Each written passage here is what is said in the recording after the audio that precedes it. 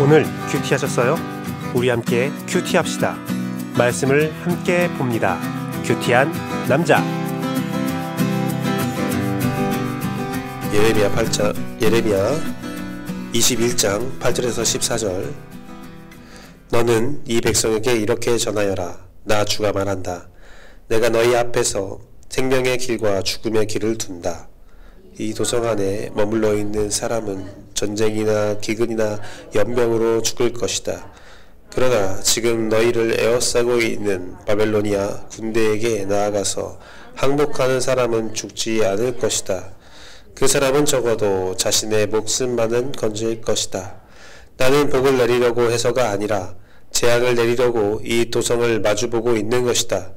이 도성은 바벨로니아 왕의 손에 들러갈 것이고 그는 이 도성을 불살러 버릴 것이다. 나 주의 말이다. 이제 유다 왕실에 말한다. 너희는 나 주의 말을 들어라. 다윗의 왕가는 들어라. 나 주가 말한다. 아침마다 공의로운 판결을 내려라. 너희는 고통받는 사람들을 구하여 주어라. 억압하는 자들의 손에서 그들을 건져 주어라. 그렇지 않으면 그들의 악행 때문에 나의 분노가 불처럼 일어나서 불탈 것이니 아무도 끌 수 없을 것이다. 골짜기로 둘러싸인 우뚝 솟은 바위산에서 사는 자들아, 우리를 습격할 자가 누구며 우리가 숨은 곳까지 쳐들어올 자가 누구냐. 한마하마는 이제 내가 너희를 치겠다. 나 주의 말이다. 같이 읽겠습니다. 나는 너희의 행실을 따라 너희를 벌하겠다. 나 주의 말이다. 내가 바로 예루살렘의 숲에 불을 질러 그 주변까지 다 태워 버리겠다. 아멘. 주의 은혜와 은총으로 주의 말씀을 듣고 주의 뜻을 알고 주의 뜻을 행함으로 주의 구원의 길을 걸어가는 여러분의 삶을 축복합니다. 여러분이 알고 있는 모든 지인들, 특히 여러분의 가족들이 그러한 길을 걷기 원하고요. 여러분의 교회의 공동체의 그 모습들이 하나님의 축복받는 길이 되기를 간절히 바라고 또 바랍니다. 예레미야 말씀을 통해 하나님의 대화법을 보면 저는 어떠한 모습이 떠올렸나봐요. 양치기 개가 양을 모는 듯한 느낌이 들었습니다. 양치기 개는 양을 원하는 방향으로 이끌기 위해서 굉장히 분주하고 시끄럽게 움직입니다. 양은 개의 위협을 통해서 한 방향으로 이끌려 가지요. 아마 그때는 양들이 생각할 때 저 개는 나를 너무 괴롭힌다. 나를 너무 못살게 군다. 나에게 위협적이다 라고 느낄 것입니다. 하지만 그 양치기 개는 양들이 선한 곳으로 가길 원하고 좋은 곳으로 가기 원하고 그 목자가 원하는 곳으로 양을 이끌어감을 우리는 알고 있습니다. 우리가 함께 보는 예레미야 말씀을 통해서 나타나는 이스라엘을 향한 하나님의 뜻은 정말 단호합니다. 모든 것을 멸하겠다고 하시고요. 그들의 죄악을 절대로 좌시하지 않겠다고 하나님은 선언하십니다. 그런데 역사적으로 이스라엘이라는 공동체는 완전히 멸망당하게 됩니다. 그러나 그 가운데 하나님은 언제나 생명의 길을 예비해 두셨습니다. 하나님은 예레미야에게 생명의 길과 사망의 길을 두었다라고 전하라고 하십니다. 하나님의 심판에 탈출구가 있음을 우리는 알 수 있지요. 마치 그 모습은 어두운 동굴에 놓여 있는 것 같습니다. 어두운 동굴은 무섭습니다. 아무것도 보이지 않지요. 제가 어린 시절에 고수동굴이라는 곳을 이렇게 놀러 갔었는데요. 가족들과 함께 들어갔었는데 깊은 동굴로 계속 들어가면 들어갈수록 정말 인위적으로 만든 그 불빛이 없으면 정말 아무것도 보이지 않겠구나. 정말 무서운 곳이구나 라는 생각이 들었습니다. 근데 그 고수동굴을 깊이 들어갔다가 다시 출구로 나오는 가운데에 그 출구가 이제 보이는 곳에 섰는데 그 동굴은 굉장히 어둡지만 그 출구가 굉장히 밝아 보이는 모습이 이렇게 눈에 선합니다.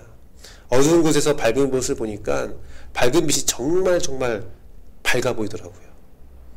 어두운 곳을 나와서 그 밝은 빛으로 나왔을 때 눈이 부실 정도로 정말 그 동굴에 들어가기 전에는 이 바깥이 눈이 부시다는 생각이 안 들었었는데 눈이 부실 정도로 밝은 빛이었구나 라는 생각한 적이 있습니다.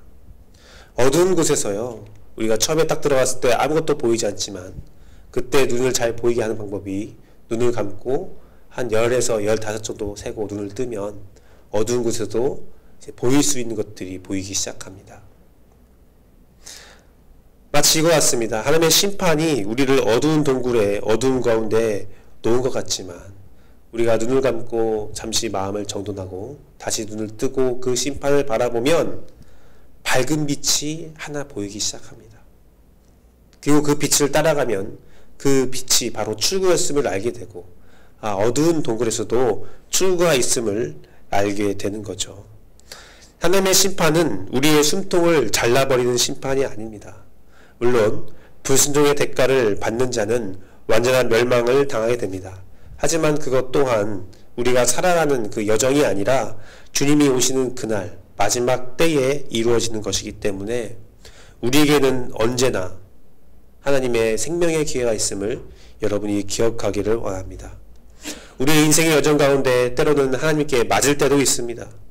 때로는 하나님께 책망받을 때도 있습니다. 하지만 때로는 하나님이 안아주시고 하나님께서 칭찬할 때도 있습니다.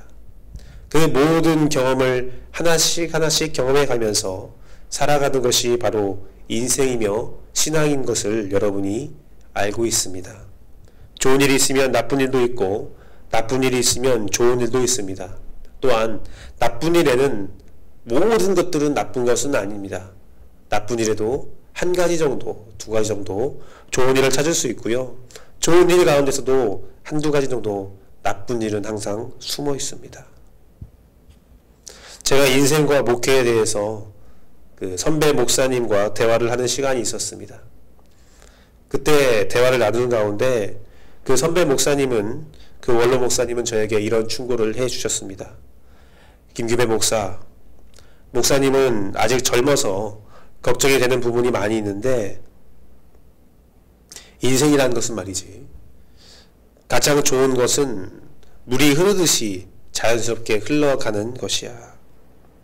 물이 흐르다 보면 막힐 수도 있고 거슬 수도 있는데 젊은 사람들은 자신의 혈기와 자신의 생각으로 그 물줄기를 변화시키려 하고 그 물줄기를 버티어 서려고 하는데 그것은 참으로 미련한 행동이야.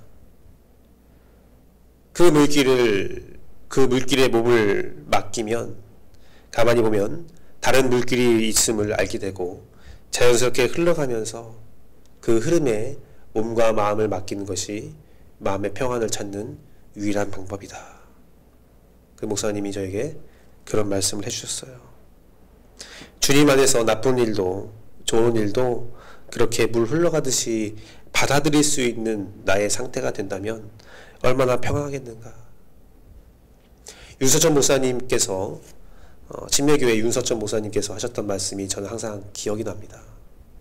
평안이라는 것은 그 물이 흐르지 않는 것이 아니라 그 바다가 그 표면은 출렁출렁거리고 아무리 광풍이 불어도 그 깊은 바다에 있는 물고기들은 평안하게 수영을 하는 것과 동일하다.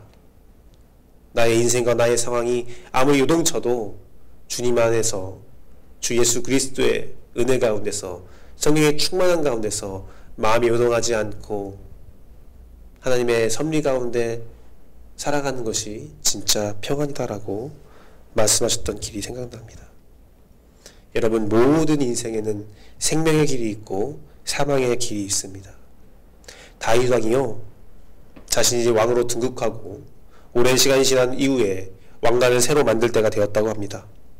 그때 왕관을 새로 만들면서 삶을 돌아보며 영광스러운 때도 있고 겸손할 수 있고 여러 가지 경험들을 가졌던 다윗 왕이 영광스러울 때, 하나님의 은혜가 충만할 때 교만하지 않고 겸손할 수 있는 방법, 또 절망스럽고 고통이 된 순간에 넘어지지 않고 소망을 얻을 수 있는 그 방법을 가르쳐주고 있는 문구를 왕관에 넣으라고 그 왕관 만드는 세공업자에게 말을 하였습니다. 세공업자는 엄청난 고민을 하다가 지혜롭다라고 소문난 솔로몬 왕자를 찾아갔습니다. 그때 솔로몬 왕자가 이런 말을 대답했다고 탈무드에 쓰여져 있습니다. 이것 또한 지나가리라. 역사적으로 끝나버린 이스라엘. 하지만 이 말도 안 되는 방법으로 하나님은 이스라엘을 회복시키라 말씀하셨습니다. 이것 또한 지나가리라. 사랑하는 성도 여러분, 이것 또한 지나갑니다. 절망에서도 생명의 길이 있습니다. 또한 생명의 길에도 죽음의 길이 있습니다. 이스라엘은 역사적으로 이를 알았습니다. 다윗 왕이 예루살렘을 점령할 때에 여부스 족속이 그 예루살렘을 점령하면서 이런 말을 했습니다. 높은 산의 요새 가운데, 천혜의 요새 가운데 우리를 멸망시킬 수 있는 자들은 없다. 하지만 다윗 왕은 그들을 멸망시켰습니다. 그렇다면 그들을 멸망시킨 이스라엘은 알고 있어야 됩니다. 예루살렘도 언젠가 멸망할 수 있다. 하지만 오늘 그들이 고백하는 건 무엇입니까? 그 옛날 멸망한 여부스 족속과 같이 높은 상위에 있는 우리, 천혜의 요새에 있는 우리는 누구도 멸망시킬 수 없다. 말씀을 맺습니다. 하나님 앞에서 겸손하십시오. 하나님 앞에서 겸비하십시오. 하나님을 두려워하십시오. 하나님을 경외하십시오. 하지만 그 가운데 주님이 주시는 길과 방법을 잘 심사숙고하시면서 성령의 인도함을 받으십시오. 죽음의 길에도 생명의 길이 있고 생명의 길에도 죽음의 길이 있음을 알고 그 모든 삶들을 잘 받아들이시면서 하나님 안에서 평안을 누리는 여러분 되기를 소망합니다. 우리 함께 기도하겠습니다.